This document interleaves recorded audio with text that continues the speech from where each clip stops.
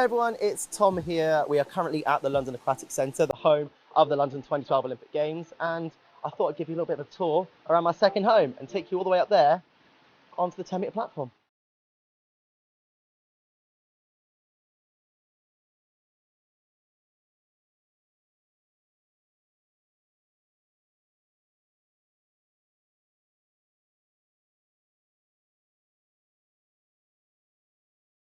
I guess we'll start off on the 1-metre platform. Does what it says on the tin. 1 metre. Doesn't really do much other than very basic skills for beginners. Mainly, we work from 3-metre platform onwards. The first time I went onto 10 metre, I was 7 years old in Plymouth. 10-metre platform was like this wide. I remember literally crawling to the edge thinking that I was going to fall off either side. And then I kind of fell through the air for 1.6 seconds, hit the water at 35 miles per hour, and was like, you know what? That was fun. I want to do that again. And now here we are. Okay, right, let's go up onto 3 metre.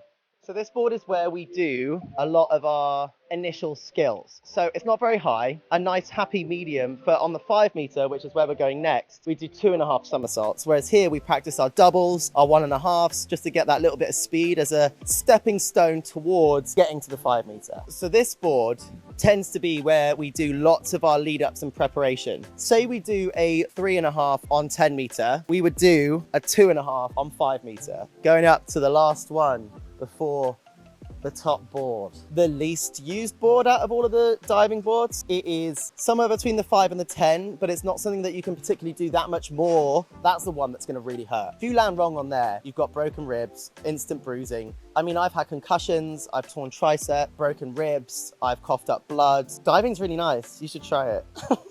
Speaking of that 10 metre, let's go up and have a look. It's a 10 metre platform, the height of 2 double-decker buses and half a car piled on top of each other. We hit the water at 35 miles an hour. This is the Olympic height. And during the Olympics, they had so many more seats in here. So they never used to have these like blue bits on the side of glass. It's kind of downsized, but still one of the only Olympic facilities that is used as a recreational leisure facility, which is pretty cool. There's been a huge increase in LGBT plus representation in sport, from 26 athletes in London 2012 to I believe 183 athletes that were out in Tokyo. So in terms of visibility within sport for LGBT people, there has been an increase, but there is still such a stigma around being out in sport and being able to be your true authentic self, because there's quite a lot of toxic masculinity within sport. It's starting to break down those barriers and start to realize that actually sport is something that should be judged for what it is. Tokyo 2020, or it was in 2021, was an absolute high for me. Finally won that Olympic gold medal with Matty and felt like my diving career is complete.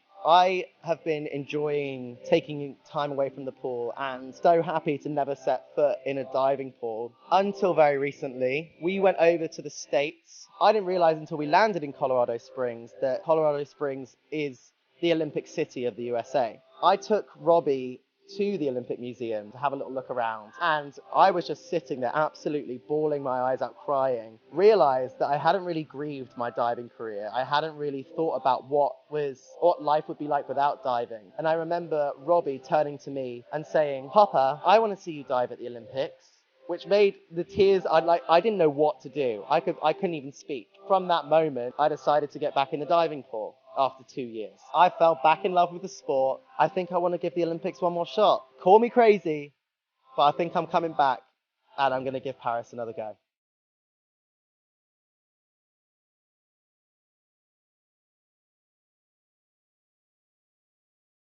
We've only got a year to get ready for it. Go double time and just hopefully get back to full physical peak. I am concerned about my age. It's not only that I'm going to be one of the older divers, I'm also a diver that started at a very young age. And I went up onto 10 metre from the age of 10, when most people do it from the age of 15. So going and diving that long from 10 metre really does take its toll on your body, your back, your joints. So I have to be really careful with how much I'm doing. Back in like March 2020, my coach said to me, "You're always on the go, you're always doing something, you need to learn to rest and recover." And I was like, well, I can't sit still. I'm not someone who just sits in front of a TV and does nothing.